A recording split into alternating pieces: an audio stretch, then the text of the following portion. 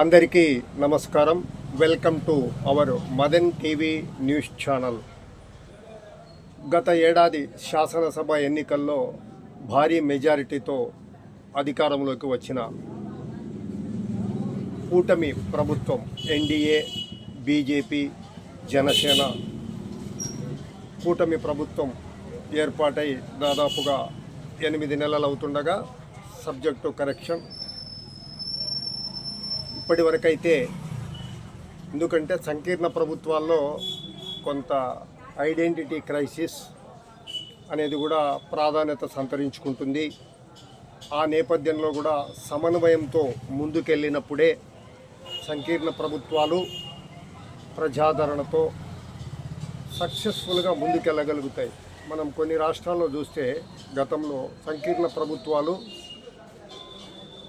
ముఖ్యంగా ఈ identity crisis అనే కోణంలోనే కొద్ది రోజుల్లోనే విడిపోవటాన్ని కూడా చూశాము.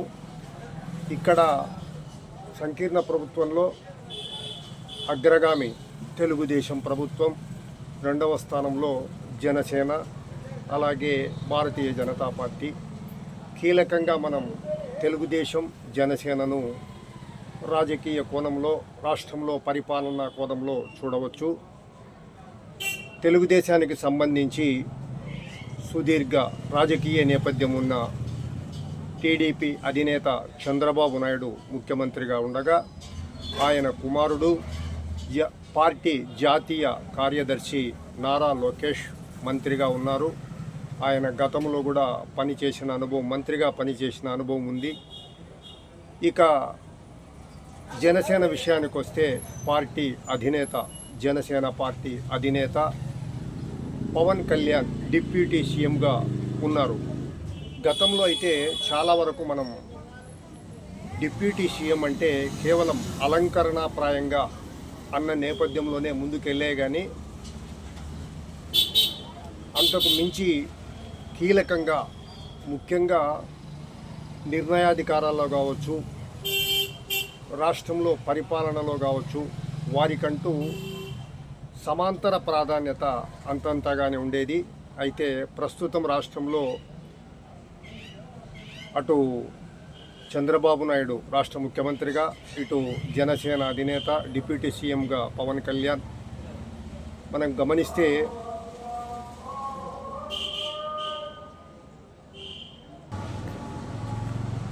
తిరుపతి లడ్డు వివాదానికి సంబంధించిన విషయంలో కానీ, ఆ మధ్య తిరుపతిలో జరిగిన తొక్కిసలాటలో పెద్ద సంఖ్యలో ప్రాణ నష్టాల విషయంలో కానీ, రాష్ట్ర ముఖ్యమంత్రి ఇటువంటి విషయాల్లో గతంలో మనకు కేవలం ముఖ్యమంత్రులు మాత్రమే ప్రాధాన్యత స్థాయిలో స్పందించడం, కీలక నిర్ణయాల్లో వాళ్ళు ముందుగా ఉండడం తెలిసిందే. అయితే ఇటువంటి సంఘటనల్లో, ముఖ్యంగా ఈ 2 సంఘటనలు గమనిస్తే కూడా మనకు ముఖ్యమంత్రి నారా చంద్రబాబు నాయుడుతో పాటు డిప్యూటీ సీఎం పవన్ కళ్యాణ్ కూడా క్షేత్రస్థాయిలో రంగంలోకి వెళ్ళి ప్రాధాన్యత స్థాయిలో ఒకంత ఘాటుగా కూడా స్పందించారు.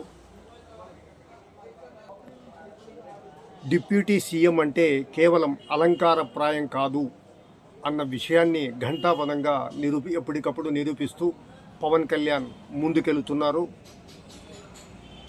జాతీయ స్థాయిలో కీలకమైన అంశాల్లో కూడా అటు చంద్రబాబు నాయుడుతో పాటు పవన్ కళ్యాణ్ కూడా పార్టీ అధినేతగా, డిప్యూటీ సీఎంగా జాతీయ స్థాయిలో కూడా సమ ప్రాధాన్యతతో ముందుకెళ్తుండడం ఈ సందర్భంగా చెప్పుకోవచ్చు. ఇప్పటివరకైతే ఈ నేపథ్యంలో అటు టీడీపీ, ఇటు జనసేన మధ్య ఎటువంటి భేదాభిప్రాయాలు లేకుండా క్షేత్రస్థాయి నుంచి కూడా అగ్రనేతల వరకు సక్సెస్ఫుల్గా ముందుకెళ్తున్నారు. గత ఎన్నికల్లో టీడీపీ ముఖ్యంగా కూటమి అధికారంలోకి రావడానికి జనసేన భాగస్వామ్యం అనే కీలకమైనది అనే విషయం ప్రతి ఒక్కరూ అంగీకరించే విషయం. మళ్ళీ రానున్న శాసనసభలో ఎన్నికల్లో కూడా పవన్ కళ్యాణ్తో జోడీ అంటే కూటమి భాగస్వామ్యంగా ముందుకెళ్తేనే తప్పక మరోమారు కూటమి అధికారంలోకి రావడానికి ప్రాధాన్యమైన అంశంగా రాజకీయ పరిశీలకులు పేర్కొంటున్నారు. ఇక ఈ కోణంలోనే రాష్ట్రంలో మనం వైకాపా అంశాన్ని మనం పరిశీలిస్తే, వైఎస్ జగన్మోహన్ రెడ్డి శాసనసభకు అటెండ్ అయ్యే విషయానికి తమకు ప్రతిపక్ష హోదా ఇస్తేనే శాసనసభకు అటెండ్ అవుతానన్న విషయం ప్రభుత్వం ఏర్పాటైనప్పటి నుంచి కూడా అది తీవ్ర ప్రాధాన్యమైన అంశంగా రాష్ట్ర రాజకీయాల్లో ముందుకెళ్తూ ఉంది. ఆ మేరకు విభిన్నమైన అభిప్రాయాలను కూడా రాజకీయ విశ్లేషకులు ముందుకు తీసుకెళ్తున్నారు. అయితే ఇంకా ఇటీవల వల్లభనేని వంశీని అరెస్టు చేసిన నేపథ్యంలో కావచ్చు, పార్టీ నేతలు కార్యకర్తలపై దాడుల విషయంలో కావచ్చు, వైఎస్ జగన్మోహన్ రెడ్డి క్షేత్రస్థాయిలో వచ్చినప్పుడు ప్రతిపక్ష నేత కంటే కూడా ఒక అధికారపక్ష నేతను మరిపించే విధంగా తీవ్ర స్థాయిలో తన వాగ్దాటిని వినిపిస్తున్నారు. ఒకంత తీవ్ర ఆగ్రహంతో కూడా ఆయన స్పందిస్తుండడం మనం చూసిందే. కొద్ది రోజులు ఎన్నికలకు ముందు టీడీపీ సూపర్ 6 పథకాన్ని సూపర్ 6 అంటూ ప్రజలకు సంక్షేమ పథకాలను ప్రకటించడం, ఇప్పటి వరకైతే అది కొంతమేరకు అమలుకు శ్రీకారం చుట్టినా పూర్తి స్థాయిలో ఇంకా ముందుకెళ్ళలేదు. ఈ కోణంలో కూడా జగన్మోహన్ రెడ్డి ఏ కార్యక్రమానికి ప్రజల్లోకి వచ్చినా కూడా దానినే ప్రధానంగా ప్రభుత్వంపై ప్రధాన అస్త్రంగా ముందుకు వెళ్ళారు. ఈ మధ్య సూపర్ 6 గురించి కొంత ప్రాధాన్యత తగ్గించినా కూడా తమ నేతలపై దాడులకు పాల్పడితే భవిష్యత్తులో తీవ్రంగా ప్రతిఘటించడం ఉంటుందంటూ ఆయన ముందుకెళ్తున్నారు. మరి ఈ కోణంలో ఈ నేపథ్యంలోనే మనం వైకాపా అధినేత మాజీ ముఖ్యమంత్రి జగన్మోహన్ రెడ్డి త్వరలోనే క్షేత్రస్థాయిలో మరోమారు ప్రజా సమూహంలోకి రానున్నట్లు తెలుస్తోంది.